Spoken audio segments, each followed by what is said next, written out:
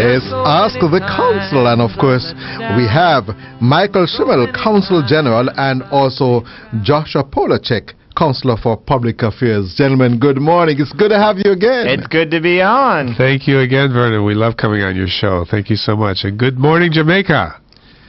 No, you say that in English. You need to say that. Oh, big up, Jamaica. Wagwan. I know you have to say it in Spanish. Oiga. Buenos dias, Jamaica. And I'm sure you know some other languages because this program is being listened to right across the world. Tu veux en français? That's France? Yeah, in French, bon matin, or in Arabic, sabah al-khair. Magandang umaga, Filipino, Tagalog. I only have three. Guten Morgen, Guten Morgen, of course. Guten Morgen. Yeah. Guten Morgen, that's German, right? Yeah. I mean, midday. Catalan. I mean, you could say midday in Japanese. You could say Ohayo gozaimasu. Oh, yeah. Ohayo gozaimasu. Yeah. I know that one in Japanese. All right, so it's good to have you. And today, should we call this the President's Day? Well, that's an interesting appellation. Of course, that's the holiday in February, but I guess some road closings might compel it to be a holiday for some people. Yes. But we do have quite a visitor coming this week, as you know. In fact, we're not even talking about this week. We're talking about this evening. This evening, yes. We'll be touching down this evening, down to Norman Manley. As everyone, I hope, has been aware, President Obama is planning a trip to the Western Hemisphere. He'll be on his trip going to Jamaica and Panama. So Air Force One. Air Force One will be touching down in a few hours this evening. Yeah. And that is a plane to see. It is a plane to see, yeah. But it's more than a plane. It's more than a plane. It's a whole flying oval office. It's a flying office and a flying. It's both a west wing and an east wing. Wow. Because the president can stay there, can sleep. They can keep it aloft if there's some reason. He can overnight in it. There's a full kitchen, a full suite of secure communications technology. It is really a sight to see. I've, of course, never been inside it. I've only been inside the Secretary of State plane, but it's a similar sort of thing. So it's quite amazing, yeah. And I'm sure that if there are medical challenges, and I'm almost sure that they have all the facilities on that plane. They do. Indeed, yeah. They, I don't know if it's a full operating suite, but they can do emergency surgery, yeah. Yeah, and I know the skies are open, of course, so people who are looking in the right direction this evening, close to 1930. I believe, 7:30 or so? Yeah, that's right, after dark. You might well see the tail lights of Air Force One approaching Norman Manley International Airport. And then the other planes, which are normally accompany the president. Of course, yeah. Massive. Can't remember what you call those planes, but... The Osprey. Well, those are. I think he's talking about the C-130s. The C-130. The planes that carry the equipment. All equipment, and it's so amazing to see the back opening up and all those vehicles are coming out. Really, you saw? Did you see that? Did you watch when President Reagan? Oh, okay. Came, you remember that? Yes, 1982. You must have been a child. I think if you were taking an exam, you were like 5 years old in 82. Your parents held the baby up over the fence. Yeah, the plane car is down, and it brings with it lots and lots of vehicles. You'll see cars driving around with Washington, D.C. license plates, and the car that the president travels in, some people refer to it by a nickname. What would they call it? The Beast. The Beast. The Beast. And don't try to go near it. It is deadly. And it's very secure, I understand. It's very secure, but it's not deadly. I wouldn't call it deadly. Yeah. This isn't a James Bond car. This is the president's car. It's an American-made car, of course, a Cadillac. I'd rather it was a Ford, but Cadillac's good, too. And it's a beautiful car. We were privileged to have a look at it the other day, and it does, in fact, look very nice. I asked the Secret Service agent if I could hang a couple of styrofoam dice from the rearview mirror as a little token, but he said no, that wouldn't be a good idea. But it's a very attractive vehicle. You'll see pictures of it soon enough. Well, it's quite interesting to hear all of this. It's a big thing. It's the president of the world's probably most powerful country. Well, we have the leader here. So we are so proud to. We like to still say the leader of the free world, even though there's only a few countries that are not free. There's still a lot of people living under dictatorships. But, they're few in number, but populous in population. And we do see he's here, and because he does want to not only to engage with the government of Jamaica and the people of Jamaica because of the strength of our relationship, but specifically to meet with the CARICOM heads. There will be a CARICOM summit in the lead up to, some of your listeners might know, the first Summit of the Americas since 1962 to have all hemispheric leaders present. This will be the first time. As you know, there's been a new approach to the U.S.-Cuban relationship. Right. And that you'll see that at the Summit of the Americas. Yes, because I expect changes. Quite a lot of changes are going to take place. But I must tell you, Jamaicans are disappointed in that they'd love to see the president have a national arena. There's this call for that because they really love this president. They love him. That's so nice to hear. Yeah, it's lovely. And the president, he's not just here to meet with government people. He chose Jamaica not only for the importance as a regional leader because of the so that we could have a CARICOM summit here, but also or CARICOM meeting, but also so that he could meet with the regional youth leaders, the young leaders from around the Caribbean. Yes. And there will be a town hall, as he calls it. It's the list has been closed for 2 weeks. The White House was in charge of that list. Yes. But it will be live streamed on whitehouse.gov tomorrow afternoon. You'll be able to see the president. He'll give some short remarks, but basically the idea is just to hear from the under 35s from Jamaica, from across the Caribbean, and just unscripted questions. People stand up and ask the president whatever he wants. It's an American tradition, the town hall tradition. And so tomorrow afternoon from 2 to 4 on whitehouse.gov, people will be able to see the live stream. The exact start time will depend on when the president gets in, but between 2 and 4 they can see the stream on whitehouse.gov. You sure can manage all the traffic? Because I'm sure the traffic is going to be heavy on that side tomorrow. We are very, very happy with the cooperation we've been getting with from our Jamaican counterparts. Both the JCF and the JDF have been amazing. I think Jamaica can be proud of the professionalism of the security forces here, and it's just been a great experience. I know that our embassy security and of course the Secret Service. I know. Speaking specifically though of the traffic to that website tomorrow. I assure you that whitehouse.gov, you will not be able to crash it. It is a resilient website. So anyone and the people, I know that some of the people that have been invited have been coming to me. I know some of them, and they've been saying, I'm really nervous. What if I get picked for a question? I'm like, well, there's no pressure. It's only going to be carried live to about 500 million people around the world.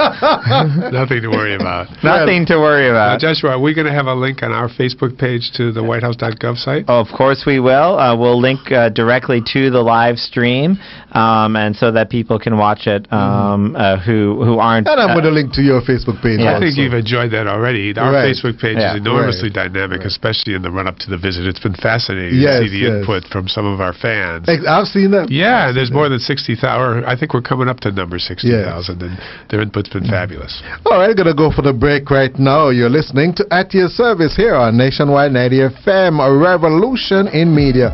It's Ask the Consul. Of course, it's a program with a difference today. The President of the United States will be coming to Jamaica, so we've been talking a bit about that. My very special guests are Michael Schmel, the Consul General, and Joshua Polacek, the Counselor for Public Affairs. I'm Vernon Darby saying you're going to go for the break, soon come back, don't move. Welcome back. You're listening to At Your Service here on Nationwide 90 FM, a revolution in media. It's Ask the Consul, and of course, we have a caller. Let's go to this first caller. Good morning. How you do? Good morning, Mr. Darby. Good to have you. Yes, I want to. Could I speak to the U.S. Consul? Yes, he's listening, Mr. Schimmel. Yes. Good morning. Yes. My sister daughter is filing for her, and her mother's in the U.S. over a year on visa. She have sent in the I-130 form, and she was told to wait on a priority date, which should be April 15, 2015. So what you want to know, what is a priority date, and what you need for that date? Okay, sure. What's your name, by the way? Peter. Peter. And let me go through this again. Your sister's daughter is in the United States. Yes. And she's filed for her mother. And her mother is in the United States also. Oh, I see. Okay. Yeah, but she's on visa and she's overstaying her visa. Oh, okay. That might end up being a problem, but we'll work that out when she gets to her priority date. Yes. Now, is your sister's daughter an American citizen? Yes, American citizen, yes. Okay, so mom with a priority date of April 2015. Yes. Or assuming she gets her petition. Has her petition been approved on April 15th? No, we're not up to that date. Has her petition already been approved? I don't know. Okay. She only just told me that she got a priority date, and the priority date was April 15th, 2015. Okay. And she want to know what she don't understand. What is a priority date and what she need to take with her on that date? Well, the priority date is usually the date before which they are processing cases. If she's been assigned an April 15th priority date, that's a bit odd because we haven't reached April 15th yet. Yeah. So that's a bit confusing. But if your sister's an American citizen and she's filing for her mother, the delay won't be very long because the mother is part of the immediate family. Yeah. So the mother is processed sometimes within 6 months. Okay. Okay? That's the most I could really offer you because some of this information seems a little bit confusing. But if you go to USCIS... USCIS.gov, G-O-V. No, repeat that for me again, please. US as in United States. Yes. CIS as in Citizenship and Immigration Services. .gov as in government. Okay. You can probably find the information you're looking for. No, okay. All right? And thank you. Thank you, Peter. Have a good day. Thank you, Mr. Darby. You have a wonderful day. And happy birthday to Miss Scotch Bennett. Yes. We give her a treat today. You take care and all the best. Same to you. All the best. Okay. Bye-bye.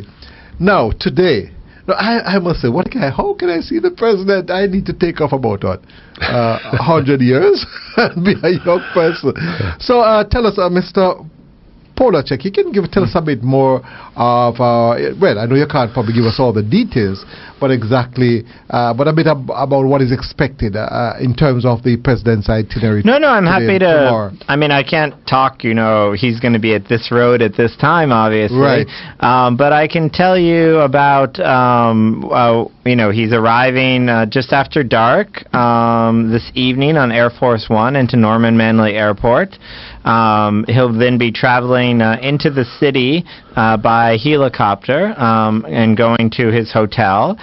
We're not going to publicize the hotel on the radio, but I think any of your listeners are welcome to, go over to Nationwide News' website or one of your competitors' websites and figure out what hotel he'll be staying in.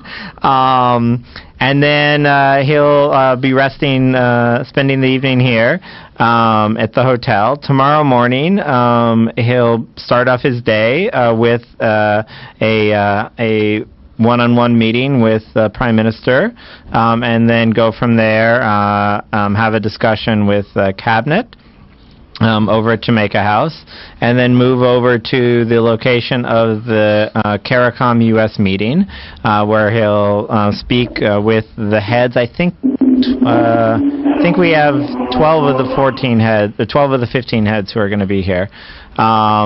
And then he's going to be talking about the issues that are important to Jamaica and important to CARICOM, things like security, things like energy, things like trade. And then he'll be having the town hall with the young leaders of the region.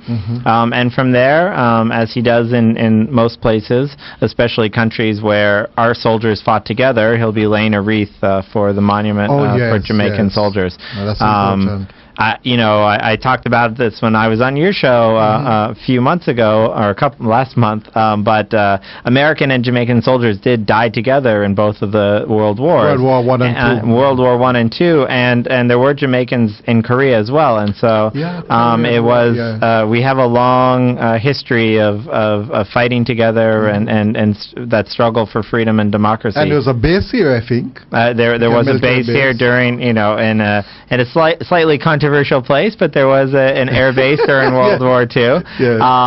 So he'll be there'll be a very solemn moment, and it will be the capstone of his trip, and then he'll be departing for Panama. Right. All right, we have a caller. Very packed day. All right, let's have a caller. Let's go to this next caller. Sean, how you doing? Good to have you today. Good morning. Morning. Pleasant good morning to your viewers also. Good morning, Sean. Good morning. I'm checking with the counselor. Yes. I'm here. Go ahead. Hello? Yes, go ahead.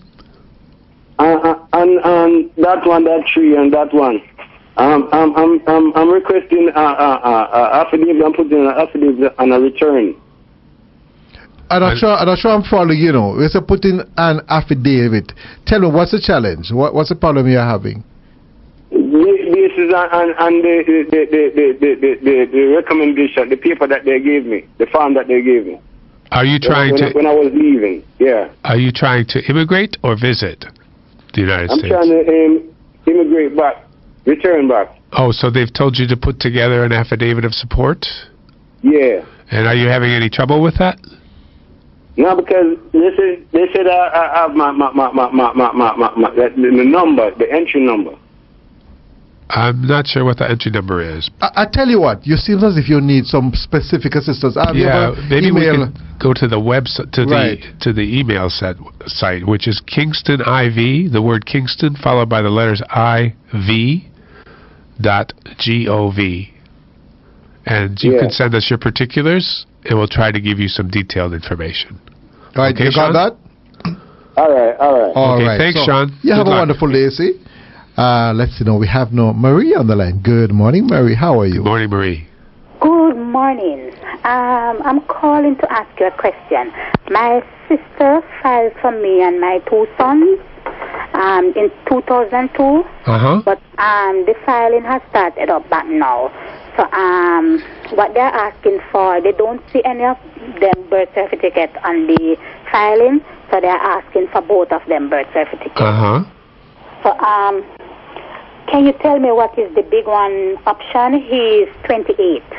What are his chances of getting a visa? I know the small one is most likely to get it. How old is the small one? He's 16. Oh, yeah, that'll be fine. But the 28-year-old, in most cases, somebody who has reached that age doesn't qualify under his parents' benefit.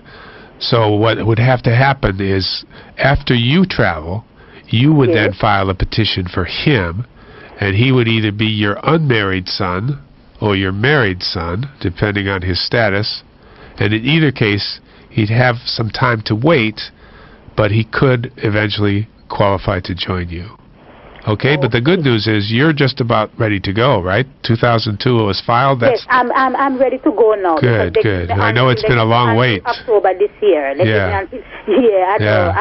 I'm in the process now. Excellent. But they asked for. But when he was filed for, he was 14. Yeah, well, you can bring that up at the interview. There are sometimes details that are important that might make for an exception, but just to be prepared for an alternate route for him since he's reached the age of 28. Just to see his chances. Yeah, there are still categories for him, but it would require an even longer wait. He'd still have to wait a few years. Once you got there, you could file a petition for him. But congratulations, your patience is about to be rewarded if you're about to go. That's great. Yes, I've waited a long time. Yeah, I should say. How long is the petition when you file it? You can file it the day you arrive, or the next day, of course, the day you arrive. I hope you're having a nice dinner with your sister. But the next day, you can file the petition. And if is your son unmarried at this time? Yes, he is. Okay, the priority date right now for people in that category is August of 2008. So he'd probably have to wait about 7 years. But it could change. It could go faster, it could go slower. Okay. And if he got married, he could still qualify. and that would be a different category. But you'd have to look that up on the immigration website. Okay. Okay. Thank you very much. Okay? You bet. Bye-bye. Nice talking to you. All right. Thank you very much for calling, and you have a wonderful day. Let's now hear from Gary. Is it Gary or Gary? Gary. Gary, how you doing? Good to have you. You go right ahead.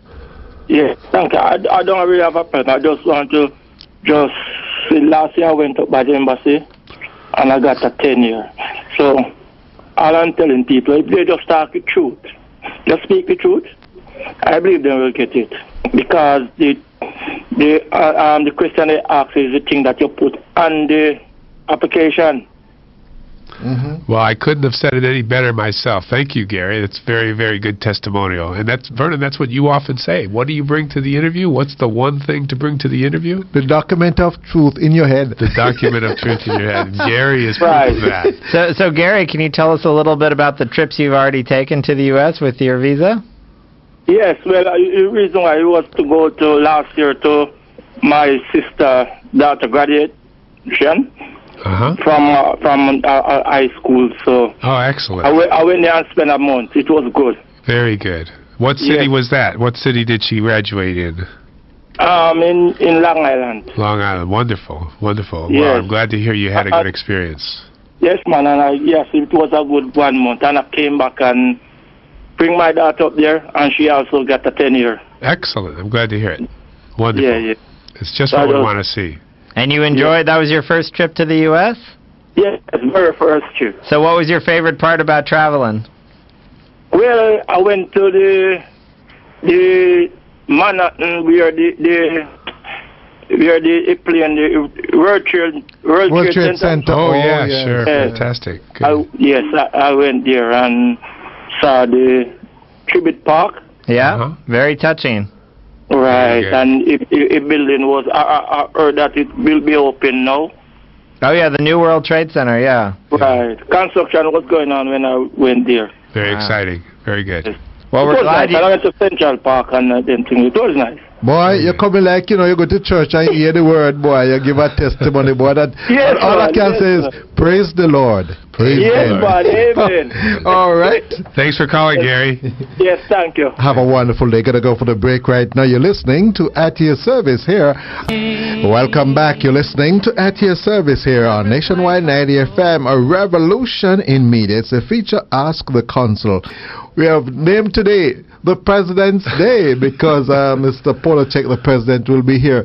You know, when I hear people talking on the street, boy, I love the President to taste some jerk pork. Oh. Get some coconut water and get, but well, you know, the Facebook page invited people to suggest I saw that. Yes, yes. Joshua can tell you there were some really interesting suggestions. Yeah, I mean, we really want to hear from the people of Jamaica about what they're most proud of the Rock, and we're definitely going to do what we can to give the president a little taste of Jamaica.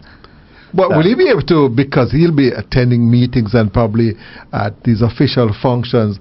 I hope they're going to let him taste a little bit of Jamaica, because Rock and the jerk chicken, if he can handle that one.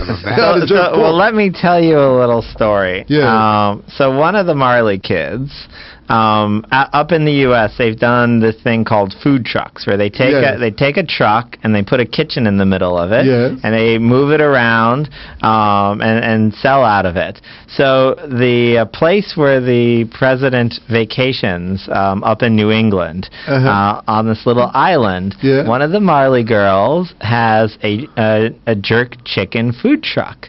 And they park it in front of the place where the president vacations, and they always sell out.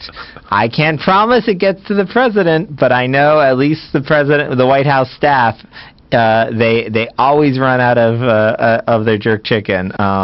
So by midday, they're always complaining. The staff, because I've talked to the White House staff, they're like, we go to them and we say, we're here every summer. We're coming. We're going to clean you out. Why don't you just double your stock? And she's like, well, yeah. So I can't promise that the president has personally eaten jerk chicken, but I know that suspiciously enough, when he vacations in New England, the one jerk chicken truck on the island gets cleaned out. Yeah, yeah. And you know what he's drinking with that jerk chicken. I wonder. You know what he's having to drink. Jamaican white rum? Jamaican. No, he's probably having Jamaican Red Stripe.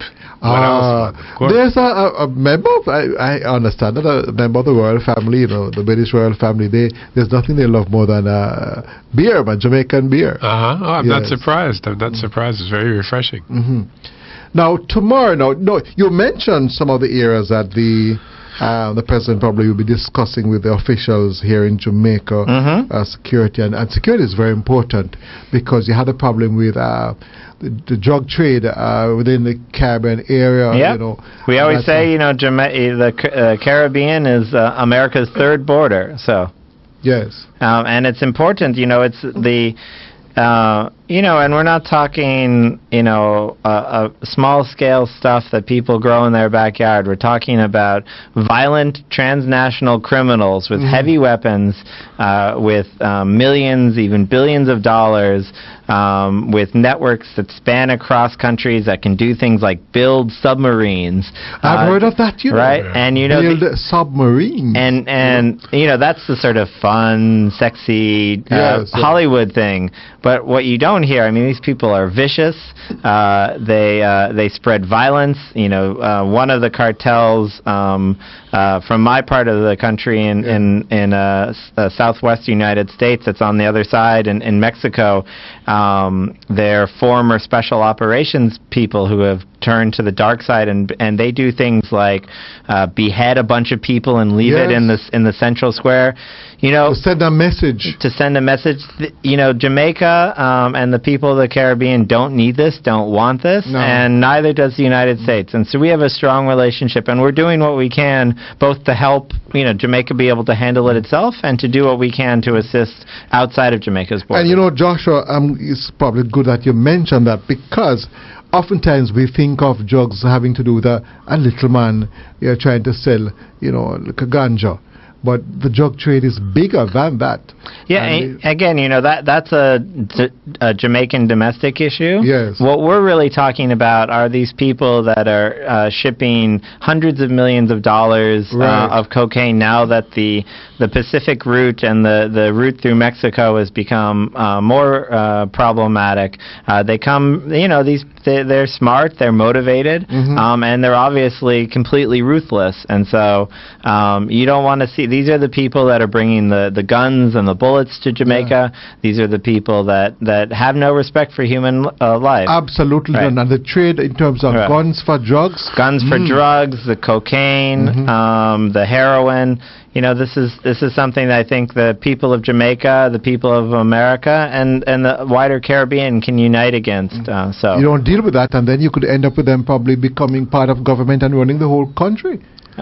Well, God forbid, would never like to reach that stage. I just want to say that the sort of violence that we've seen in other countries within the region is something that we really want to work with our partners in Jamaica to head that off. So. And the security forces are working. That's what I mean. I mean, the law enforcement. We have some of the strongest bilateral law enforcement cooperation is between the U.S. and Jamaica. So. All right, we have another caller. Andrea, good morning. How are you? Hi, I'm fine. Good to have you. Hi. Good morning, Andrea. Good morning. Question, is it legal for you to be swabbed at the airport? Can you explain if it's okay? Can you refuse to have that done? If you're swabbed at the airport, did this happen to you at a U.S. airport? Yes. Oh, what were they swabbing you for? All right, well, it's my sister. She said when she came through, she was pulled out of the line and was told that there's something in her pocket, right? But then they realized that it was gum and some waste paper she had in there, but she was upset about it. I she could imagine, sure. And it's like she was asking, you know, why. Should that have happened, yeah. Right. Well, she was most upset about it, so I need to know if it's legal. I mean, why? You know, your sister might want to take a look at the website managed by the Department of Homeland Security, because they want to hear about incidents at ports of entry that that have some questions about them, and this sounds like one of those instances where she might seek some clarification. If you go to the website, and it's dhs.gov, dhs.gov, there's a link, you'll see it right away. I want to talk about what happened at the border or something to that effect, because if there was something inappropriate, they certainly want it called to their attention. And if it wasn't inappropriate, they'll want to offer an explanation, because we often say the consular officer is your first contact with American government when you're traveling, but the next contact is at the port of entry, and we very much want that experience to be a pleasant one. And in instances where there's some reason for law enforcement initiatives to move forward, they need to have an explanation offered, and we hope that it can be offered to your sister. Okay. I hope the rest of the trip went better than that. It was coming back, and she was most upset about it. Yeah, I can imagine. You know. All right. That's too bad. I'm sorry that happened. I would like to make a suggestion to you that when you travel, anywhere at all, you tell your sister, try not to get upset, Exactly, because when you get upset, that can aggravate the situation.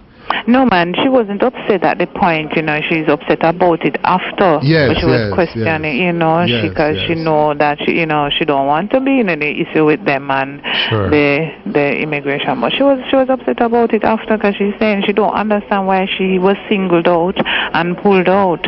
Yeah, sometimes that's hard to understand. But if you go to that website, you can make an inquiry. It's just DHS. Yeah, dhs.gov. And they'll offer you an opportunity to ask them questions and express your concern that action may or may not have been appropriate, because whatever it was, it's unfortunate that your sister doesn't understand it. That's part of the frustration, I'm sure, part of the distress. Why did this happen? And they should be able to help you on that.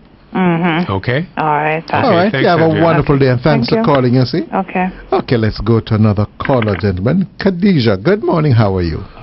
Good morning. Good morning, Last year, my mom and I went to the U.S. Embassy. They gave my mom and they gave me they told my mom to use hers and come back for mine. What is my chance of getting the U.S. visa? Did your mom travel without you, Khadisha? Yes. Where'd she go? She did. U.S. She did? Did she visit some friends or family there? Yes. And then she came back. She came back here, right? Yes, sir. And now she wants to plan a trip with you? Yes, sir. Well, if they told her that once she used hers, she might have a better chance of getting you yours, then she ought to take them up on that assurance. Maybe she should apply again if it's in her interest and yours, and point out that she did just what she was told to do.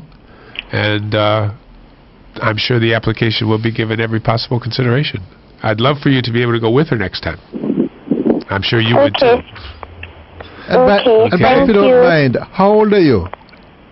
10 years of age. My goodness. I think, listen, you are some 10-year-old. I hope you're doing pretty well in school, Yes, I do. So let me just call a program like that? Yes, I did.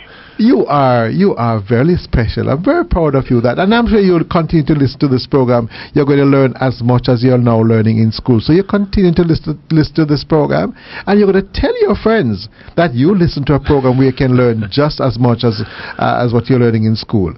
Proud of you, you see? That's proud good, of you. Good advice from Uncle Vernon. Yeah, and can you tell us what you want to be when you grow up? Yes. Well, I would like to be an accountant or an actress or a teacher. That's a wide range. That's a pretty different. All three of those are all pretty different. Where do you want to study to do that? Anywhere in the environment that is better. Very good. That's wonderful. Well, study hard and make sure you get to college. That's the first step in any of those three things. And remember this. You see, doesn't matter what you want to be in life. If you make your parents proud of you, you have done quite a bit. You have a wonderful day. I fall in love with you, although I don't even know you. All right, so you keep on listening to the program, and you tell your friends about this program, and you have a wonderful day. Say hi to Mommy and Daddy for me.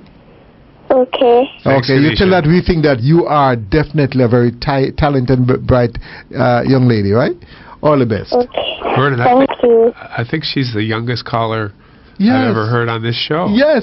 My goodness. Yes. What a demographic you reach. I'm telling you. What a thing. I'm going to go for the break right now. Okay, I'm going to go for the break. You're listening to At Your Service here on Nationwide 90 FM, a revolution in media. It's Ask the Consul. Well, gentlemen, we have a minute left. Michael, you want to make any final point? Only that it's always a pleasure to talk to your audience. We really encourage people to listen and to learn as much as they can about the visa process. We want them to succeed at the interview window, travel to the United States, enjoy our country, and spend lots of money. That's what you want. You want tourists to come to. All the while having a wonderful time and making new friends. Exactly. Joshua? I just want to say that we are so excited as an embassy, as a community. For all the Jamaicans that have traveled, that have enjoyed their time in the United States, but we are so excited for the welcome that the White House people that are already on the ground, and we know that the welcome that President Barack Obama is going to be getting this evening and for the next couple of days is going to be an amazing time, and we're just so thankful for everyone listening, to the people, the government, and everyone else in Jamaica. It's been a wonderful experience. His family, will they be joining him too? They will not be. The kids are in school. And I'm not sure where the First Lady, she may be going directly to Panama. Okay. Thank you very much, Michael Schimmel, Consul General, and Joshua Polacek, Counselor for Public Affairs at the United States Embassy. Thank you. Thank you again. What a wonderful program today with you, gentlemen.